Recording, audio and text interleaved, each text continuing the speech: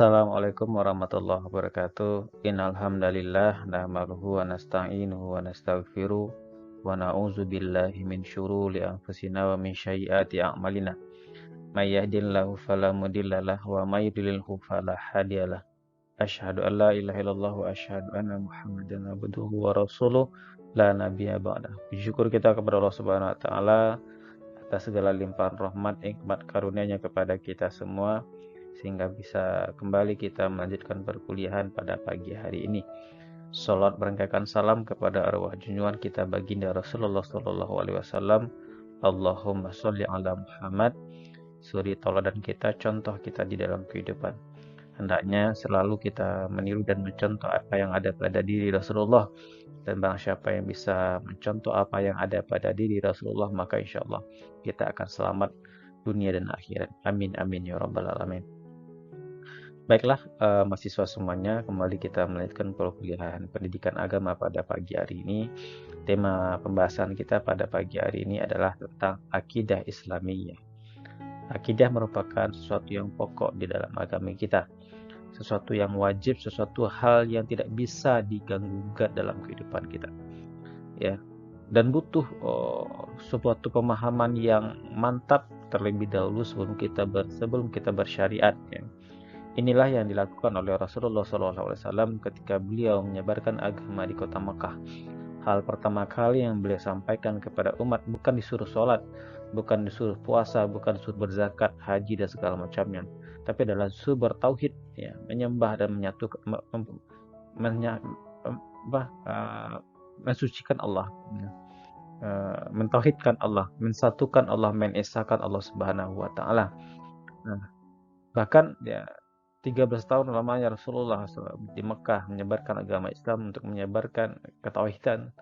Masih banyak saja juga orang-orang yang tidak mau mengaku dan beriman kepada Allah Subhanahu wa taala. Nah, jadi akidah memang sangat merupakan hal yang penting dan bahkan sesuatu yang pokok di dalam seseorang dalam beragama Islam. Baik, kita akan belajar tentang bagaimana konsep akidah Islamiyah. Lihat bagaimana pengertian, kedudukan, unsur dan ruang lingkupnya. Pertama kita bahas tentang akidah Islamiyah secara pengertian. Akidah berasal dari kata al-aqdu yang memiliki beberapa makna, diantaranya adalah tetapnya, luzum, ya, penguatan at-ta'kid, dan perjanjian al-istiqaq. Nah, secara istilah, akidah itu adalah sesuatu yang diyakini manusia dalam hatinya dan keyakinan yang kuat tanpa ada keraguan. Jadi akidah itu satu keyakinan yang betul-betul mantap dalam hati dan keyakinan mereka, dalam jiwa mereka, tanpa ada sedikit pun keraguan. Itu namanya akidah. Itu akidah secara bahasa dan istilah. Kita sekarang lihat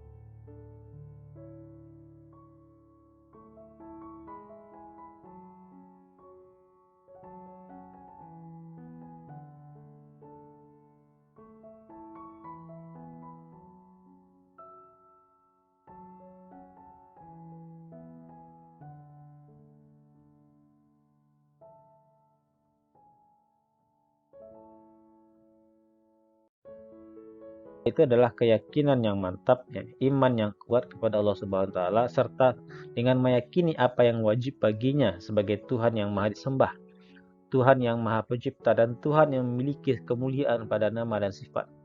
Kemudian percaya kepada malaikat, rasul-rasulnya, hari akhir, ketetapan baik dan buruk, serta percaya kepada segala informasi perkara yang gaib yang disampaikan oleh agama kita dalam Al-Quran.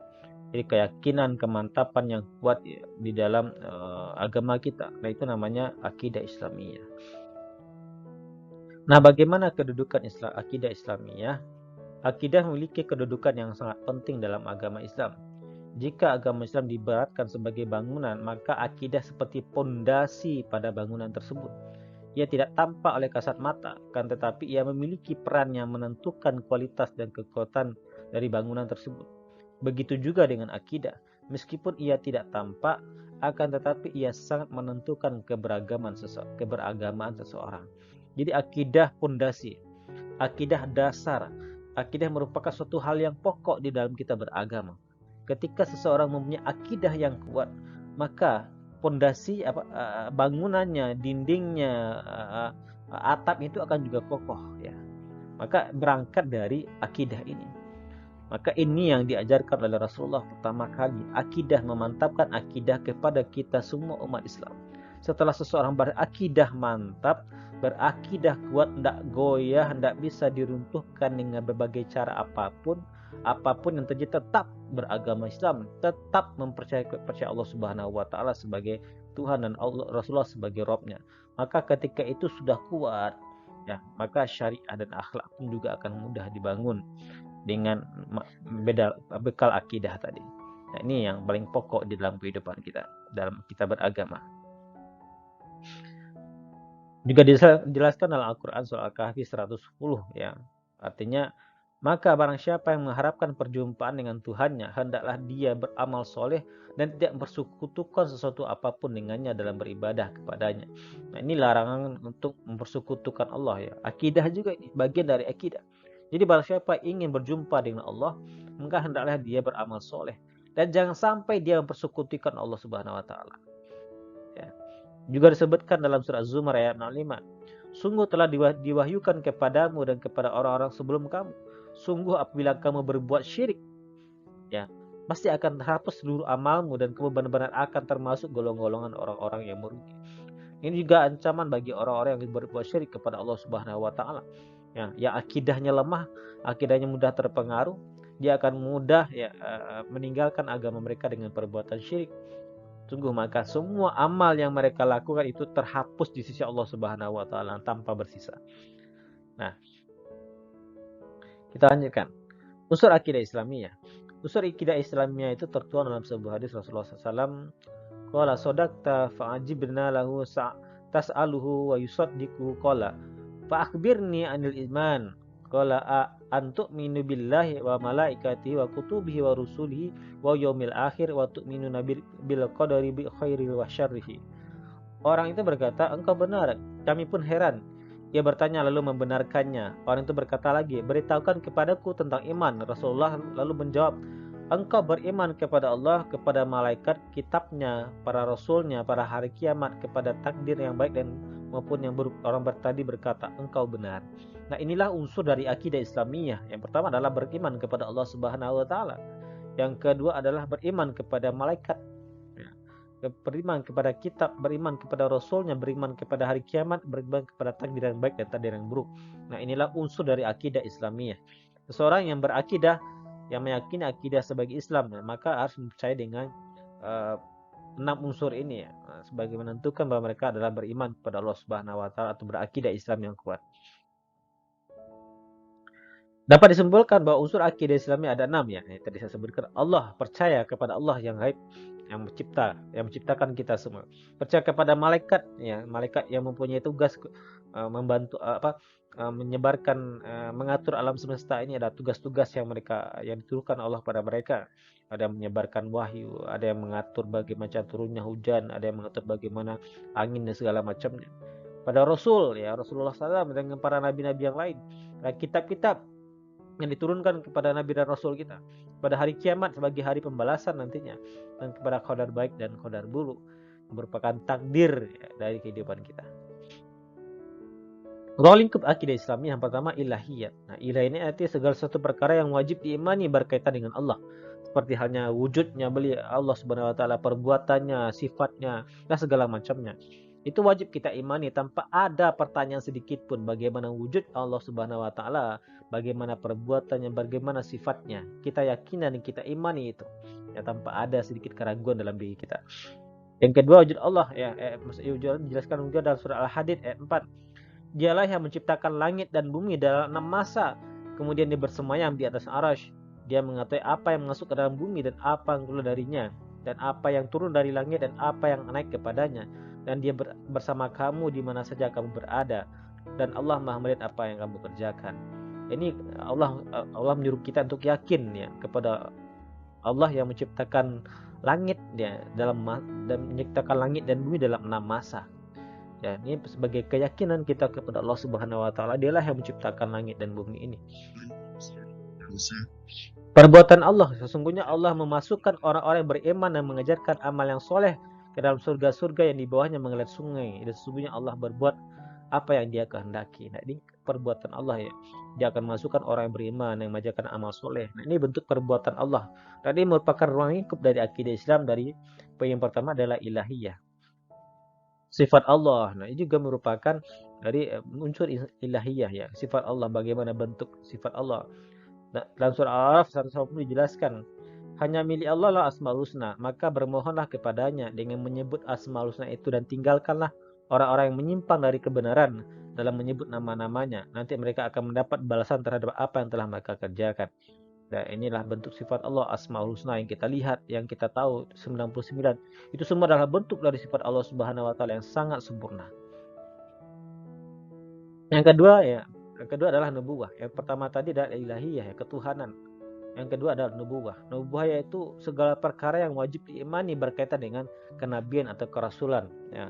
Segala sesuatu yang berkaitan dengan risalah yang diturunkan kepada nabi dan rasul, maka itu wajib kita imani, ya. Iman kepada nabi dan rasul dijelaskan surah Al-Baqarah 85. Artinya, rasul telah beriman kepada Al-Qur'an yang diturunkan kepadanya dari Tuhannya. Demikian pula orang-orang yang beriman, semuanya beriman kepada Allah, malaikat-malaikatnya, kitab-kitabnya dan rasul-rasulnya. Mereka mengatakan, kami tidak membeda-bedakan antara seseorang pun dengan lain dari rasul-rasulnya, dan mereka mengatakan, kami dengar dan kami taati. Mereka berdoa, ampunilah kami ya Tuhan, kami dan kepada Engkau yang telah kembali. Kita lanjutkan. Tugas Nabi dan Rasul ya. Ini dijelaskan dalam surah Al-Maidah ayat 67, kata Allah Subhanahu wa taala, ya ayyuhar rasulul balighul ma unzila ilaika min rabb.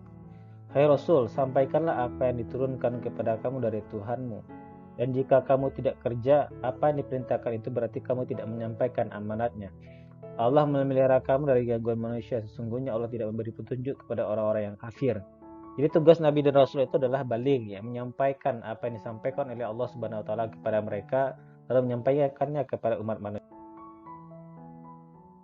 Kebutuhan manusia kepada Nabi dan Rasul dijelaskan dalam surah Yunus ayat 22, wallazi yusayyirukum fil barril bahri hatta idza kuntum fi fulki wajarayna bihim birihin thayyibatin wa farihu biha ja'at harihun asifun wa ja'ahum maujun min kulli makanin wa zannu annahum uhitu bihim da'ullah mukhlisina lahud la in anjaitana min hazihil lanakunanna minasyakirin, kata Allah.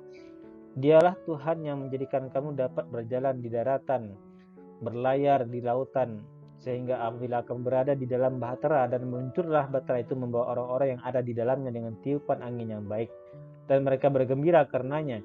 Datanglah angin badai, dan apabila gelombang dari segenap penjuru menimpanya dan mereka yakin bahwa mereka telah terkepung bahaya, maka mereka berdoa kepada Allah Subhanahu wa taala dengan mengikhlaskan ketaatannya kepadanya semata-mata. Mereka berkata, sesungguhnya jika Engkau menyelamatkan kami dari bahaya ini, pastilah kami akan termasuk orang-orang yang bersyukur. Jelaskan surah Yunus ini kondisi umat manusia dalam keadaan terlunta-lunta, ya, dalam badai, dalam penuh ujian, cobaan dan bara bahaya. Dan ketika itu Allah menurunkan Nabi dan Rasul sebagai penyelamat mereka. Allah mengutus Nabi dan Rasul sebagai penyelamat manusia. Dan begitulah kebutuhan dan kepentingan manusia kepada Nabi Rasul sebagai penyelamat mereka dalam menyampaikan agama dan risalah dari Allah Subhanahu wa taala. Yang pertama tadi ilahiyah, yang kedua nubuwah, dan yang ketiga adalah ghaibiyah, yaitu segala perkara yang wajib diimani tentang sesuatu yang akan ada akan tetapi bersifat metafisika, ya, gaib. sehingga tidak bisa dijangkau oleh indera manusia. Sesuatu berkaitan seperti jin, surga dan neraka, ya, roh dan segala macam itu gaib, ya. Dan itu ada. Dan kita sebagai umat Islam wajib mempercayai kepada hal-hal gaib yang yang ada di dalam agama kita, seperti malaikat, surga dan neraka, roh, ya, maut dan segala macamnya. Itu sesuatu yang gaib yang tidak tahu kita. Tapi itu ada. Berarti mereka bersifat metafisika. Tidak bisa kita lihat dengan mata indera manusia yang kita punya. Tapi mereka ada. Dan itu wajib kita imani dalam akidah Islamiyah. Contoh malaikat, ya. Jelaskan surah Al-Baqarah 85. Ama rasulu bima unzila ilaika min rabbihi wa mu'minun. Qulu amana billahi wal malaikatihi wa kutubihi wa rusulihi. Rasul telah beriman kepada Al-Quran yang diturunkan kepadanya dari Tuhannya. Demikian pula orang-orang yang beriman. Semuanya beriman kepada Allah, malaikat-malaikatnya. Nah, jadi malaikat itu merupakan yang gaib, ya, dari akidah Islamiyah. Iblis, ya. Wa iz qulna lil malaikati isjudu li adama fasajadu illa iblis aba wastakbara wa kana minal kafirin. Dan ingatlah ketika kami berfirman kepada para malaikat, sujudlah kamu kepada Adam, maka sujudlah mereka kecuali iblis. Nah, ini jelaskan tentang perkara yang gaib, ya. Malaikat, iblis itu perkara yang gaib, maka kita wajib beriman kepada mereka. Dan mereka itu ada, ya. Mereka ada dan ada hidup sampai sekarang. Bahkan iblis ini merupakan yang hidup masih sampai sekarang, ya. Yang dulu pernah tidak mau sujud kepada Nabi Adam, mereka ada sampai sekarang. Dan mereka berjanji kepada Allah Subhanahu wa taala, mereka akan menyesatkan kita, mereka akan menggoda umat manusia karena dendamnya mereka kepada umat manusia adalah sehingga mereka keluar dari surganya Allah Subhanahu wa taala. Jin, ya. Surah Al-Hijr 26 sampai 27. Wa laqad khalaqnal insana min salsalin min hama'im masnun, kata Allah. Wal janna khalaqnahu min qablu min naril samum. Dan sesungguhnya kami telah menciptakan manusia Adam dari tanah liat kering yang berasal dari lumpur hitam yang diberi bentuk, dan kami telah ciptakan jin sebelum Adam dari api yang sangat panas. Jadi dijelaskan juga tentang jin, ya. Kita sama manusia dan jin itu sama. Ma khalaqtul jinna wal insa illa liya'budun, kata Allah. Dan tidaklah kami ciptakan jin dan manusia, sama posisi mereka, jin dan manusia tadi. Setan, nah, fa anzalahuma syaitanu anha fa akhrajahuma mimma kana fi. Lalu keduanya dikelincirkan oleh syaitan dari surga itu. Nah, jadi ini makna kata syaitan, ya, ini bermakna sifat, bukan wujud. Sedangkan yang dimaksud dengan syaitan itu adalah iblis, ya. Iblis sendiri, ya. Dan dikeluarkan dari kedua keadaan semula, dan kami berfirman, turunlah kamu sebagai kamu menjadi musuh bagi yang lain, dan bagi kamu ada tempat di kediaman di bumi dan kesenangan hidup sampai waktu yang ditentukan. Nah, ini adalah tentang setan yang bersifat, ya, iblis yang punya sifat setan, ya, yang mengeluarkan manusia dari surga, ya, karena mereka tidak mau sujud kepada Nabi Adam. Dan untuk menggoda mereka menggoda Nabi Adam untuk keluar dari surga dengan memakan buah kuldi. Yang keempat adalah sam'iyah, ya, adalah segala perkara yang wajib diimani tentang sesuatu yang belum bisa dirasakan oleh manusia kecuali setelah kematian. Nah, itu tentang segala sesuatu berkaitan dengan takdir, ya, berkaitan dengan yang ditentukan oleh Allah Subhanahu wa taala, ya, kecuali apa itu setelah kematian. Nah, itu ya, wajib kita imani kepada Allah Subhanahu wa taala. Seperti alam barzah, ya. Dan surah Al-Mu'min 100, agar aku berbuat amal yang soleh terhadap yang telah aku tinggalkan. Sekali-kali tidak, sesungguhnya itu adalah perkataan yang diucapkannya saja, dan di hadapan mereka ada dinding sampai hari mereka dibangkitkan. Jadi ini dijelaskan bagaimana alam barzah, kehidupan kita di alam barzah nanti. Itu adalah perkara yang gaib, ya, perkara yang gaib, nggak bisa kita lihat secara kasat mata. Yaumul Ba'ats, hari berbangkitnya, dijelaskan surah Yasin 51-52. Dan tiupkanlah sangkakala, maka tiba-tiba mereka keluar dengan segera dari kuburnya. Mereka menuju kepada Tuhan mereka. Mereka berkata, aduhai, celakalah kami. Siapakah yang membangkitkan kami dari tempat tidur kami? Inilah dijanjikan Tuhan yang maha pemurah lagi dan maha dan benarlah rasul-rasulnya. Nah, ini jelaskan bagaimana hari berbangkit. Nah, itu gaib. Ini itu gaib. Yaumul Basyar hari berkumpul ya. Yaumul Hasyar hari berkumpul ya. Ketika nanti kita dikumpulkan setelah kiamat datang. Ada Yaumul Hisab hari perhitungan. Inna ilaina iyabum summa inna alaina hisabahum. Sesungguhnya kepada kamilah mereka kembali dan kemudian sesungguhnya kewajiban kamilah menghisab mereka. Ini juga bagian dari kegaibannya. Yaumul Hisab, suatu hari nanti kejadian yang terjadi nanti sebelum setelah manusia meninggal. Ada surga ya. Wasari'u ila magfiratum min rabbikum wa jannah. Ini juga bagian dari percaya kepada iman kepada hal-hal yang gaib. Dan segeralah kamu kepada ampunan Tuhanmu adalah kepada surga yang luasnya seluas langit dan bumi. Ada neraka juga dijelaskan oleh Allah Subhanahu wa taala. Ya. Ini merupakan hal-hal yang bersifat gaib. Oke, kita masuk kepada argumen wujud Allah Subhanahu wa taala dalam dalil nakli dan akliyah dan fitriyah. Dalil nakliyah surah Al-Ankabut ayat 61. Wala in sa'altum man khalaqas samawati wal ard wa sakhkhara syamsa wal qamara ayaqulun Allah fa anna yufakun, kata Allah. Dan sesungguhnya jika kamu tanyakan kepada mereka siapakah yang menjadikan langit dan bumi dan mendudukkan matahari dan bulan, tentu mereka akan menjawab Allah.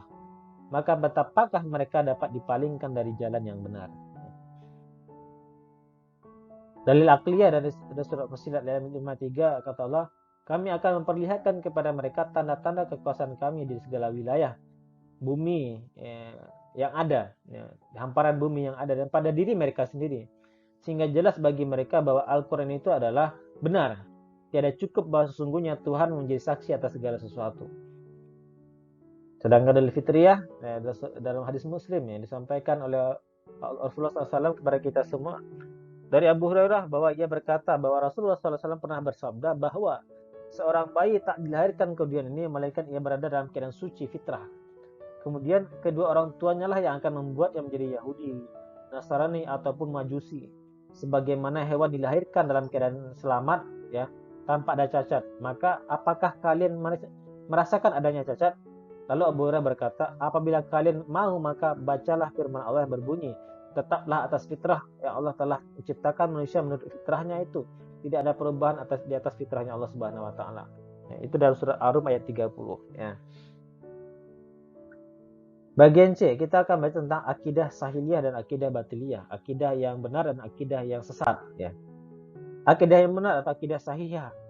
Akidah yang benar atau akidah sahihah adalah akidah yang sesuai dengan ketentuan Al-Qur'an dan Sunnah dan keyakinan yang terpatri dalam lubuk hati yang paling dalam, diucapkan dengan lisan dan diimplementasikan dalam aktivitas ataupun perbuatan. Apa saja keutamaan dari akidah sahihah? Yang pertama adalah membebaskan manusia dari perbudakan makhluk. Yang kedua adalah ketenangan hati dan ketentraman jiwa. Yang ketiga adalah merasakan adanya ketinggian dan kemuliaan. Yang keempat adalah senantiasa mendorong untuk beramal soleh.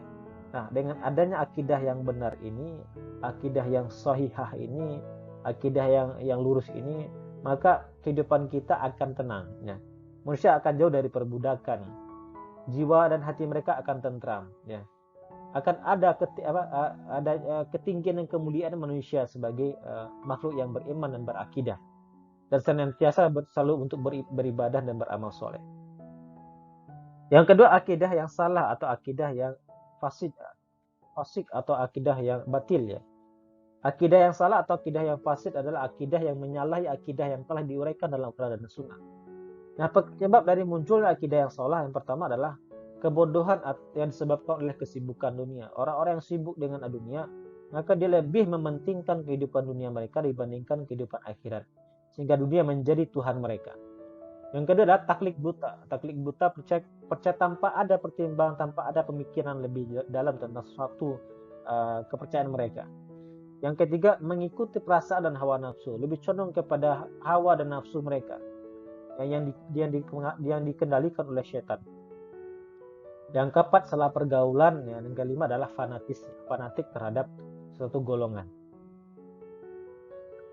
Pemeliharaan akidah Islamiyah. Bagaimana cara kita dalam memelihara akidah kita, akidah Islamiyah? Yang pertama adalah berpegang teguh kepada Al-Quran dan Sunnah itu sendiri. Jelaskan dalam hadis Rasulullah SAW dari Abu Daud, Rasulullah SAW pernah bersabda, menasihati kami dengan nasihat yang menyentuh, menetes air mata, bergetarlah hati-hati. Maka ada seseorang berkata, wahai Rasulullah, seakan-akan ini adalah nasihat perpisahan. Maka apa yang kau wasiatkan kepada kami? Beliau bersabda, aku wasiatkan kepada kalian untuk bertakwa kepada Allah serta mendengarkan dan mentaati perintah Allah. Meskipun yang merintah kalian seorang Buddha Habsyi, dan sesungguhnya orang yang hidup sesudahku di antara kalian akan melihat banyak perselisihan. Wajib kalian berpegang dalam sunnahku dan sunnahnya Khulafaur Rasyidin.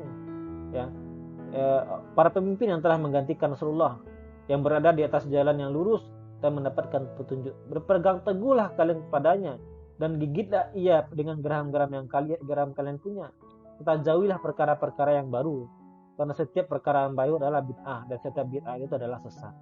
Nah, ini adalah gambaran kita bagaimana untuk berpegang teguh kepada tali Allah, kepada iman, kepada Allah, kepada agama kita, kepada Islam, dan segala sesuatu yang disampaikan oleh Rasulullah, juga kepada para sahabat-sahabat Rasulullah SAW, atau terutama kepada Khulafaur Rasyidin sebagai para pemimpin setelah Rasulullah SAW.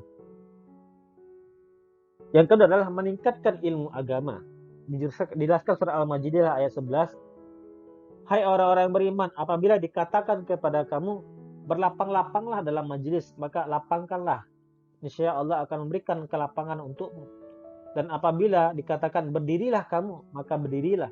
Niscaya Allah akan meninggikan orang-orang yang beriman di antara kamu dan orang-orang yang berilmu di antara kamu beberapa derajat. Dan Allah Maha mengetahui apa yang kamu kerjakan. Nah, bagaimana untuk menjaga keimanan kita dan akidah kita? Yang kedua adalah meningkatkan ilmu agama. Dengan selalu mendengarkan ilmu agama, dengan selalu belajar kita dengan orang-orang yang mempunyai ilmu agama, dan selalu mendekat kepada mereka. Karena barang siapa yang bisa selalu mendekat kepada orang-orang yang berilmu agama, selalu bergaul dengan mereka, bahkan ikut majelis-majelis mereka, maka keimanan dan akidah akan tetap kokoh dan terjaga. Tapi sebaliknya, jika kita jauh dari orang-orang yang beriman, tidak berada dalam lingkungan orang-orang beriman, atau sebaliknya berada orang-orang yang sesat, orang yang jauh dari agama Allah, maka akidah kita akan mudah goyah. Bahkan kita akan mudah menggadaikan keimanan kita untuk mendapatkan sesuatu yang berlawanan dengan akidah Islamiyah. Yang ketiga adalah saling menasihati. Ya.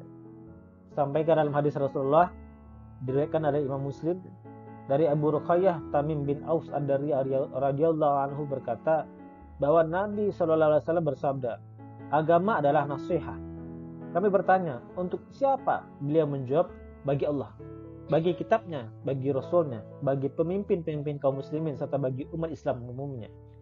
Jadi, dengan kita saling menasihati ya, antara satu dengan yang lain, maka keimanan, akidah kita terjaga. Akan ada selalu orang yang mengingatkan terhadap kesalahan dan dosa yang kita lakukan. Akan ada selalu orang-orang yang akan selalu memperhatikan kita dengan nasihat-nasihat mereka. Ketika kita dalam keadaan dosa, kita dalam keadaan tersesat, ketika kita berada dalam keadaan yang lemah iman kita, lemah akidah kita, maka akan ada teman-teman kita, akan ada sahabat-sahabat kita, orang-orang di sekitar kita akan saling mengingatkan kita. Ya, nah ini jalan ketiga adalah menjaga akidah kita. Yang keempat adalah hindari dari fanatik, ya, fanatik buta. Fanatik yang terlalu fanatik ya. Jelaskan surah Al-Baqarah ayat 170. Dan apabila dikatakan kepada mereka, ikutilah apa yang telah diturunkan Allah, mereka menjawab tidak, tetapi kami hanya mengikuti apa yang telah kami dapatkan dari perbuatan nenek moyang kami. Ya. Apakah mereka akan mengikuti juga walaupun nenek moyang mereka itu tidak mengetahui sesuatu apapun dan tidak mendapat petunjuk apapun. Jadi ini peringatan bagi orang yang fanatik yang terlalu percaya dengan orang-orang sebelumnya. Maka percayalah kepada Al-Quran dan Sunnah. Itu saja pokok pentingnya dalam agama kita. Di dalam akidah kita yang kuat, dalam iman kita yang kuat, kita harus percaya kepada Al-Quran dan Sunnah. Tidak ada lagi yang kita percayakan kepada selain Al-Quran dan Sunnah. Dan buanglah jauh-jauh dari kefanatikan kepada sesuatu yang tidak punya dasarnya. Ya.